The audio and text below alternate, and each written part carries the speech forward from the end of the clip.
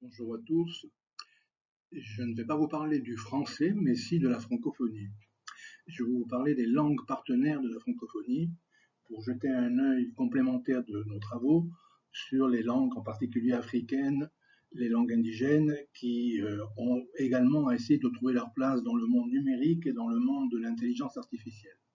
Donc le titre de ma présentation, c'est Numérique, IA et langues partenaires de la francophonie. Avant de parler de ces langues particulières, un mot sur l'IA, la relation entre l'intelligence artificielle et la diversité linguistique.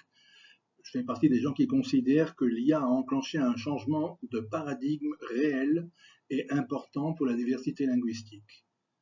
Et dans les années à venir, j'espère que nous passerons d'outils extraordinaires pour l'intercompréhension linguistique à des outils extraordinaires pour la traduction automatique. On n'en est pas encore là aujourd'hui, mais on va peut-être y venir. Vous le savez tous, aujourd'hui, si on veut traduire soi-même un document ou bien donner, faire un effort de préparation pour une traduction, il est très facile d'obtenir la traduction automatique d'un document en préservant le format de ce document, les tableaux compliqués, les couleurs, etc. Ça a l'air d'un détail, mais c'est énorme, ça fait gagner des heures et des heures de travail, voire des jours de travail. Aujourd'hui, il est possible de faire des vidéos et de permettre à des personnes de les voir avec des sous-titres dans la langue de leur choix parmi 250 langues possibles. Là aussi, c'est un saut extraordinaire. Bien entendu, les traductions faites dans ces sous-titres, surtout dans les langues indigènes, ne sont pas d'une qualité extraordinaire, mais c'est de l'aide à l'intercompréhension. Aujourd'hui, il est possible de fabriquer son site web, de le maintenir avec des outils pratiques pour la traduction pendant la gestion de ce site web. Aujourd'hui, il est possible, en plus d'avoir des versions linguistiques sérieuses que l'on peut faire soi-même sur son site, il est possible de demander de l'aide et d'avoir de l'aide à l'intercompréhension dans plus de 250 langues. Avec un simple clic, des visiteurs de votre site pourront le voir dans toutes les pages sans aucun effort dans la langue de leur choix. Et enfin, il est possible de faire des réunions comme celle que nous sommes en train de faire, avec interprétation automatique dans plusieurs langues qui permettent aux gens à distance ou localement de suivre la réunion dans une autre langue. L'exemple que je voulais vous donner, je profite pour vous inviter à consulter le site de ODILSI, l'Observatoire de la diversité linguistique, qui a des indicateurs de la place des langues dans l'Internet pour 360 langues, qui montre des études très intéressantes sur le multilinguisme de la toile, qui présente des projets pour les langues dans l'Internet, pour le portugais, pour l'espagnol, pour le français, pour les langues de France, et qui a une section IA et langues. Dans l'exemple que je vous montre, on demande de l'avoir en la langue Univitut, et voici le résultat. Je ne sais pas si c'est réellement une bonne traduction ou pas, mais le fait est qu'on peut le faire parmi un tas d'autres langues. Alors la transition que nous allons vivre dans les années à venir, c'est de passer de l'aide à l'intercompréhension à la réelle traduction, avec en perspective un rêve des réunions où chacun parle et écoute dans sa langue maternelle. Aujourd'hui, c'est un rêve qui est devenu possible et même une perspective dans les 10 ans à venir. Question, est-ce que toutes les langues sont égales face à ces progrès incroyables que permet l'intelligence artificielle? Question subsidiaire, est-ce que toutes les langues ont même une existence numérique qui leur permet d'exister dans le monde numérique? Vous le savez, la réponse est non, et la réponse est différente selon que l'on soit une langue dominante ou pas.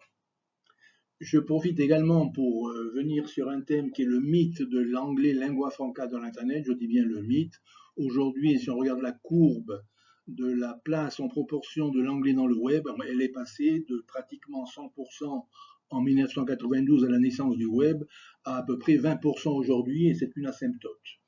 Asymptote qui pourra se relever peut-être vers les 25-30% quand l'Afrique aura surmonté sa fracture numérique, mais en tout cas, on est bien loin de ce qu'on lit dans la presse, qui est de dire qu'aujourd'hui, l'anglais, à partir d'une source qui est complètement biaisée, représente plus de 50% des sites web. C'est faux. La lingua franca aujourd'hui, c'est le multilinguisme en croissance accélérée grâce aux outils de l'IA. Mais quand on regarde les langues, et on va venir aux langues partenaires de la francophonie, il y a un paradoxe terrible. Aujourd'hui, il y aurait 336 langues de plus d'1 million de locuteurs et 6 890 langues qui ont moins d'1 million de locuteurs, pour un total de plus de 7 000 langues. Ça veut dire qu'aujourd'hui, il est probable que plus de 96% des êtres humains ont accès à l'Internet dans une langue maternelle ou seconde, mais les 4% qui n'ont pas accès se répartissent dans 95% des langues. Des milliers de langues sont exclues de l'Internet et comme elles représentent des communautés linguistiques très petites, le problème de leur intégration est un problème extrêmement complexe. Aujourd'hui, nous estimons un chiffre très difficile à préciser, élaboré à partir des données d'Unicode, qu'il y aurait à peu près 750 langues dans l'Internet qui sont numériques. On est passé dans l'histoire des langues dans l'Internet d'une dominance initiale de l'anglais jusqu'à l'an 2000 à la force des langues européennes, dont l'anglais en premier, aux langues asiatiques et à l'arabe. Et aujourd'hui, on est dans la phase de multilinguisme. On peut espérer que ce chiffre de 750 va continuer à croître énormément. Et en tout cas, le multilinguisme est la caractéristique première de l'Internet.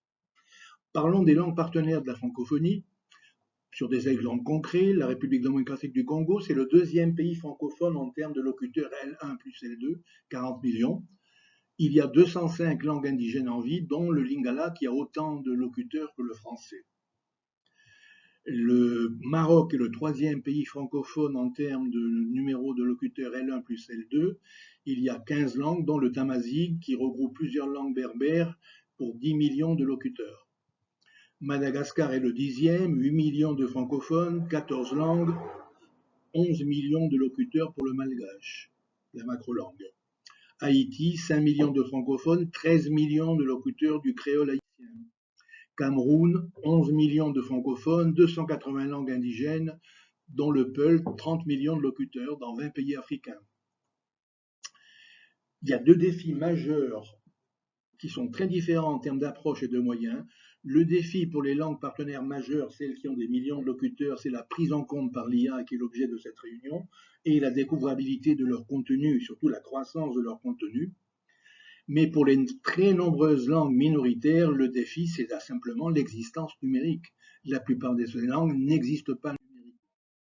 Bon, pour conclure l'exposé, il y a entre les deux différents objectifs au milieu des problèmes d'énergie, d'infrastructure numérique et d'investissement, mais il y a des problèmes très différents pour les deux catégories.